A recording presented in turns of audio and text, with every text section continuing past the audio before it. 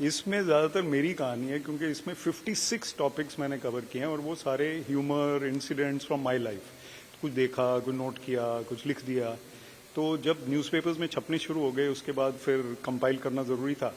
So these are the last 20 years of medals. तो ये ज़्यादातर ह्यूमरस है। तो जो एनेक्डोट को ऐसा लगा दिलचस्प लिखने लायक वो लिख दिया, छप गया। ज़्यादातर इनमें से 90% छपे हुए हैं न्यूज़पेपर में, तो किताब निकाल दी। कुछ ऐसे दिलचस्प किस्से जो आपको लगता हो आज भी जहन में याद हो, जो आप लिखे थे, छपे थे और आप देखे खुद से? एक इसमें है ऑक्यूपेशनल हैजर्ड। तो हमारे बॉस नए चीफ सेक्रेटरी एडवाइजर बल्कि चंडीगढ़ के आए, नाम नहीं अभी बताऊंगा।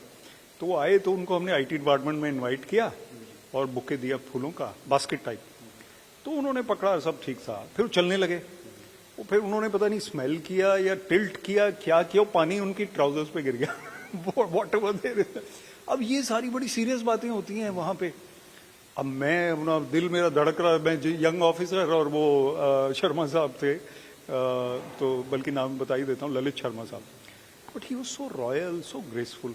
कहते डोंट वरी, ऑक्यूपेशनल हैजार्ड है ये तो। मैंने कहा सर इतने मैग्नानिमस, इतने काइंड। तो ऐसा होता है कई बार। And one other episode is, उसमें मैंने लिखा है यॉर्निंग डिवाइड, कि एक फैमिली मेंबर 4:30 बजे उठती है मेरी रिलेटिव, और दूसरी फैमिली मेंबर 11:30-12 बजे उठते हैं। एक ही देश में आपका 7 घंटे का गैप है। It's like you are living in USA and India. उनका लाइफस्टाइल है 11 से 11, 12, 2 बजे रात तक का। इनका 4:30 बजे शुरू होता है और 9 बजे सो जाते हैं। तो how different people are. Yawning divide है दोनों की लाइफस्टाइल के बीच में। तो इस किस्म के लाइफ के दिलचस्प किस्से हैं। अच्छा, आपने ये सोचा कैसे कि मैं इसको कंपाइल करूंगा अपने इन दिलचस्प किस्सों को? क्योंकि जैसे कि आपकी अगर बाकी की किताबें देखें 4, हमेशा आपने अलग यूनिक स्टोरी, हाँ, इसमें कई स्टोरीज हो गई 56 जैसे मैंने कहा। तो इनको कंपाइल करने का ये हुआ कि मुझे लगा कि ये खो गए हैं इधर उधर। मेरे पास तो कलेक्शन कहीं पड़ी है, न्यूज़पेपर इधर उधर इकट्ठा किया, लेकिन फिर लोग भूल भी जाते हैं। तो मैंने कहा एक दोबारा से जब वो चीज आती है, they may have read it 15 years ago, अब वो किताब एक हाथ में है, जब मन किया पढ़ लिया, जब नहीं किया रख दिया। तो एक कलेक्शन हो गई और एक मुझे भी लगता है कि रिकॉर्ड हो गया एक। तो किताब जो है वो ऑथर से भी ज्यादा लॉन्ग लाइफ रखती है। ऑथर चला भी जाता है, किताब चलती रहती है। अच्छा, क्योंकि आप क्रिकेटर भी रहे हैं और ये 5वीं किताब है, तो 5 विकेट हॉल एक नाम में रहता है। अब नेक्स्ट क्या आ रहा है आपका छठा? वैसे ये अच्छा टाइटल है। अगर मैं नेक्स्ट टाइटल 5 विकेट हॉल कर दूं तो अच्छा रहेगा। हालांकि मैं बैट्समैन था, पर पहले मैं ऑलराउंडर भी था, तो 5 विकेटें मैंने 2-3 बार ली हैं। तो 5 विकेट हॉल कर देंगे उसे। अच्छा, एक चीज और विवेक जी, कि आपने कहा कि द मिडल ऑफ एवरीथिंग, हाँ, ये नाम कैसे? तो मिडल्स जो हैं ये एडिटोरियल पेज के शॉर्ट पीसेज होते हैं, जो एडिट पेज के मिडल में आता है। आजकल ट्रिब्यून ने और हिंदुस्तान टाइम्स बाकी पेपर्स ने साइड में करने लगे हैं, बट है उसका नाम फिर भी मिडल ही। तो मिडल जो है वो इसमें 56 मिडल्स ही हैं। तो मिडल ऑफ एवरीथिंग एक ऐसा टाइटल भी है कि दुनिया के जो बिजी लाइफ में उन सब के बीच में हमने लिखा, या हमारे बिजी लोगों की लाइफ में क्या क्या हो रहा है मिडल में। और मिडल में क्रिकेट के मिडल में भी होता है, पिच में जाके। और मिडल ऑफ एवरीथिंग का ये मतलब भी होता है कि हमारा जो ह्यूमन मिडल होता है ये वाला, वो थोड़ा कई बार बाहर भी आ जाता है। तो कई मिडल के कई मतलब होते हैं। जब ये नाम आप रखते हो, आप अपने आप से हो या आप सजेशन देते हो अपने फैमिली फ्रेंड्स? ये बड़ा अच्छा सवाल है। तो फैमिली को इस बार मैंने बहुत सजेशन लिए। पहले 4 किताबों में इतने सजेशन नहीं लिए, लेकिन जितने इसमें लिए। तो फैमिली के अपने व्यूज थे। कोई बोलते हैं कि इनमें से एक टाइटल ले लो। एक टाइटल है the view from the stage.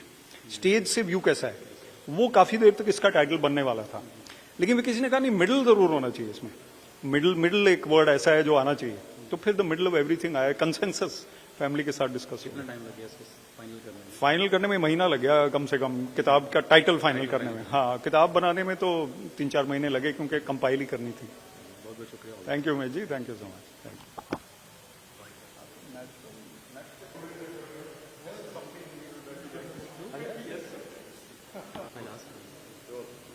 वाली साहब, the middle of everything Vivek Atre ji की 5वीं किताब है, और आपने उनको शुरुआत से देखा, एक आईएएस के तौर पे देखा, एक लेखक के तौर पे देखा, क्रिकेटर के तौर पे देखा, मोटिवेशनल स्पीकर के तौर पे देखा। एक्चुअली में मैं उनसे इतने सालों से परिचित नहीं था, लेकिन मैं उनसे नवंबर 2023 में मिला, जो मैं अपने लिए एक बड़े सौभाग्य की क्षण मानता हूँ कि किसी ने मुझे इंट्रोड्यूस किया उनको।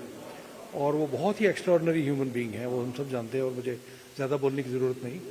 लेकिन ये किताब मैंने ध्यान से पढ़ी है उनकी, और मैंने देखा है कि उन्होंने क्या लिखा है और कैसे लिखा है, क्या कंपाइलेशन है। इसके बारे में मैं पक्का आपसे बात कर सकता हूँ। किस तरह से इस किताब को आपने जब पढ़ा तो इसका, जैसे मैं टाइटल की बात कर रहा था, मिडिल ऑफ एवरीथिंग। देखिए, सबसे पहली बात यह है कि जो मिडल होते हैं किसी भी न्यूज़पेपर में, वो सबसे मुश्किल होते हैं लिखने, क्योंकि आपको कुछ ही शब्दों में सब कुछ कहना है।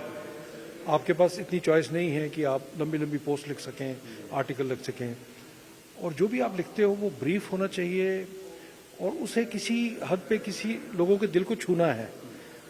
हर इंसान को ये लगना चाहिए कि शायद इसमें मेरी भी कहानी है, हाँ ये मेरे साथ भी हुआ। सो ये इस किताब की बहुत एक रिमार्केबल क्वालिटी है कि हालांकि ये मिडल अलग अलग टाइम पे लिखे गए हैं और इनको कंपाइल किया गया है, लेकिन हर चीज़ ऐसी है जो आपको याद दिलाती है अपने अपने जीवन के बारे में और आप उसे रिलेट करते हैं। जैसे उसमें पहली जो कहानी है वो इनके अपने ग्रैंड पेरेंट्स के बारे में है, कि किस तरह से वो प्यार से रहे 62 साल। मेरे अपने पेरेंट्स जो थे उनकी शादी 70 साल रही, तो मैं जब पढ़ रहा था तो मुझे एकदम लग रहा था कि जैसे मैं अपने घर की रिलेट कर रहा हूँ, मैं कहानी पढ़ रहा हूँ। इनकी एक कहानी है शताब्दी के बारे में, कि शताब्दी में बैठ के ठंड लगती है क्योंकि वो इतनी ऊंची कर देते हैं एसी को।